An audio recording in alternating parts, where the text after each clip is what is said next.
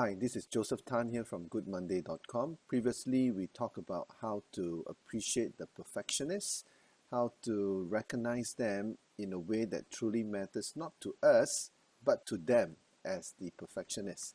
For this week, we are going to focus on how do we recognize and truly appreciate the peacekeeper so that the way that we connect to them is truly authentic and it happens at the heart level. So, let's go.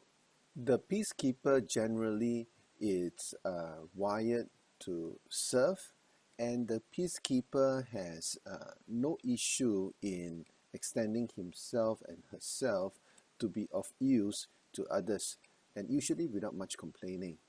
Also, another hallmark of the peacekeeper is that the peacekeeper is a person who is highly attuned to a sense of responsibility.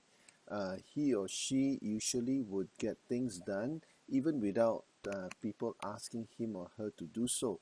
If something that is left undone, he usually steps in and makes sure that the gap is addressed. So the peacekeeper usually would have a high sense of responsibility and excellent work ethics. The reason why he is called the peacekeeper is that he or she tends to be easygoing, meaning that people find it easy to approach them because when you ask the peacekeeper to be a part of your team, when you ask the peacekeeper to be part of a project and to get certain things done, his or her natural inclination is to say yes rather than to say no.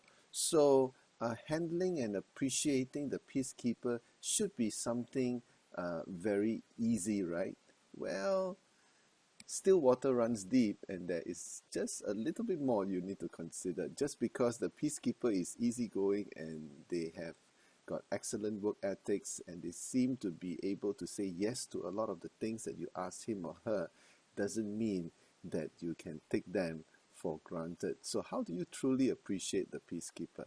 If we are not careful, we could be overloading the peacekeeper with a lot of work. And the way we take him for granted is that a lot of work is loaded upon her until we forget her worth, until we neglect that the peacekeeper needs a sense of respect and recognition, not only for what he does, but who he is. So sometimes what happens is that with the peacemaker, because they are compliant and they're quiet, we would treat them by just giving them more and more things to do, thinking that, hey, if he likes so many things to do, we might as well just give it to him or her, and he would appreciate it. But really, when the work is overloaded to him, he is then thinking to himself, hey, is it worth it? And it is easy to take the peacekeeper for granted because we tend to think that, hey, since he likes a lot of work to do, let's just give him a lot of work to do, and we may tend to take advantage of the peacekeeper. But actually what the peacekeeper needs in order for he or she to continue working is to have a sense of respect. It's to be recognized for his worth rather than just his work. So how do we recognize the peacekeeper not only for her work but for her worth as well? Because a sense of respect is very important for the peacemaker in order for him to continue to work on the requests which usually come his way. The way to recognize the peacemaker is to help him to increase his sense of self-worth. Now, how do you help the peacemaker to increase her sense of self-worth? There are two things that you can do.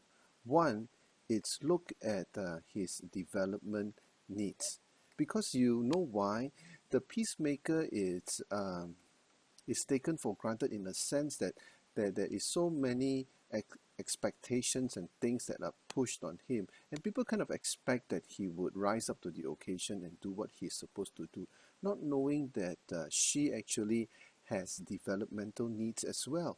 So if you sit down and talk about developmental needs for the peacemaker, it's going to be a very happy event for him because it's going to help him increase his sense of self-worth, which is actually what the peacemaker really looks for. Next is that you can show appreciation to the peacemaker by giving a lot of support. Because the peacemaker tends to have a lot of responsibility shoved upon her. If you were to come to her once in a while and say, how can I best support you? How can I give you the equipment, resources, and the information in order for you to do a good job? That would really make his day worthwhile. The qualm from the peacemaker is this. Everybody wants to extract from me. Everybody wants to withdraw my expertise. Everybody wants me to do something. But not many would come to me and say, hey, how can I best support you? How can I give it, give your tasks or the things that you do, the support, the equipment and the resources that you need. And if you show support to the peacemaker, it would really help to make his work worthwhile, and that would bring a big smile to him or her. So to get to the heart of the peacemaker and to recognize him in a way that will make a difference, take some time to consider his development needs. Take some time on how you can support her. When you do that, you truly touch the heart of the peacemaker, and he or she will continue to work for you. But the type of work that is done will be more sustainable because it increases his level of respect, and you are making his work worthwhile. And this is what will bring a smile to the peacemaker. Think about it. This is Joseph Tan here from goodmonday.com. If you have any coaching or facilitation needs, feel free to reach out to me at my website. And if you like this video, click subscribe. Thanks for watching.